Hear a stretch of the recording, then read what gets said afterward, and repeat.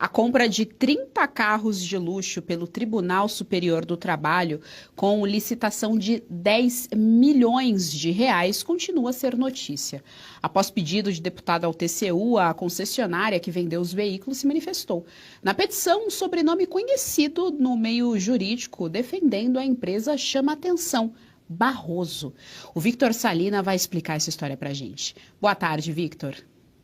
Olá, boa tarde, Gisiane, boa tarde a todos que nos acompanham aqui no Jornal da Oeste, segunda edição. É isso, são mais informações a respeito daquele caso, da compra dos carros de luxo da marca Lexus. Cada carro ali saindo por cerca de 350 mil reais. Uma licitação de 10 milhões de reais na compra de 30 carros, então, para os ministros do Tribunal Superior do Trabalho. E aí, o que acontece? O que se descobriu agora? Né? O envolvimento de um sobrenome, né? Um sobrenome bastante conhecido do meio jurídico, que é o sobrenome Barroso, ou seja, uma ligação com o ministro do Supremo Tribunal Federal. Explico para a nossa audiência, né? Depois dessa licitação, que foi bastante polêmica, a compra desses carros de luxo, um deputado estadual, Leonardo Siqueira, deputado estadual de São Paulo, pelo Novo, ele pediu que o TCU investigasse essa compra, essa licitação, para ver se estava tudo de acordo com a lei, com as conformidades. E aí, o TCU pediu a manifestação da empresa que venceu essa licitação, né? Que era a Kyoto Comércio de Veículos, que agora se chama Kurumá.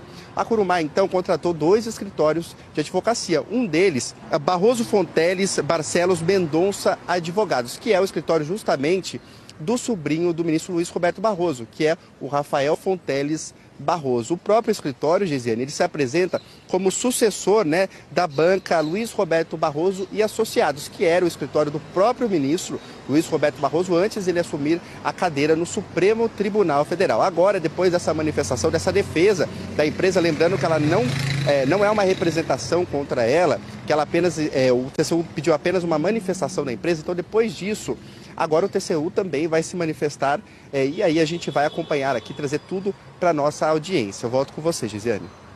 Marina Helena, mais um escândalo, né, para variar, e é impressionante, Marina Helena, como nós rodamos e paramos, de certa forma, no STF, em membros da família, em esposa, em sobrinho, em filho, tá aí mais um caso envolvendo o TCU, inclusive TCU, que tem Bruno Dantas que é um dos cotados para subir aí, para assumir a cadeira de quem? Do Barroso.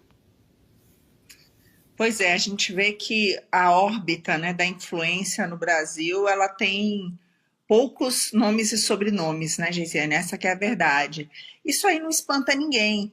O próprio Barroso, gente, só em maio ele participou de 6 eventos, 6, patrocinados por empresas que tinham causas no STF, em que ele vai acabar julgando. Só em maio, 6 eventos. Então, assim, eles nem coram, né, em relação a isso. A gente viu aqui a esposa de Alexandre de Moraes ser sancionada e o seu escritório, né, tinha ali entre o que esse escritório fazia, exatamente atuar junto ao STF, né, em causas junto ao STF. Então, ainda colocava aquilo ali em destaque. Então, assim, isso aí é completo absurdo, né? Em outros países do mundo, isso jamais seria tolerado. Eu entrei com uma ação pública, né, contra o ministro hoje da CGU.